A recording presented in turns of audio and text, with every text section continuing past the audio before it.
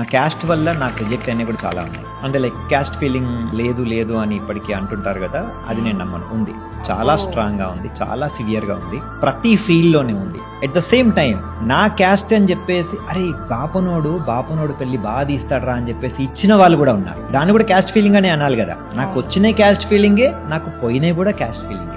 రెండు రకాలుగా జరిగాయి. నాకు రెండు ఇష్టం ఉండదు. నా ఫొటోస్, నా వీడియోస్ నన్ను నమ్మి కదా నాకు ఇవ్వాలి. నా క్యాస్ట్ ఏం చేసింది ఇక్కడ?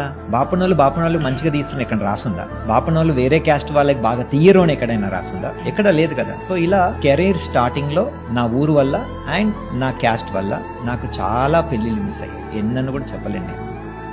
ఎప్పుడైతే సోషల్ మీడియా వచ్చిందో అప్పుడు క్యాస్ట్ని, ఊరిని మించి నాకు నేమ్ వచ్చింది. Only social media. అప్పుడు నాకు వేరే క్యాస్ట్ వాళ్ళు, వేరే ఊరు నుంచి కూడా పెళ్ళిళ్ళు రావడం స్టార్ట్ అయింది. సోషల్ మీడియా ముందు కూడా నాకు వేరే క్యాస్ట్, వేరే ఊరు వాళ్ళు పెళ్ళిళ్ళు ఇచ్చారు. I'm not saying no, but reject అయినవి చాలా ఉన్నాయని చెప్పి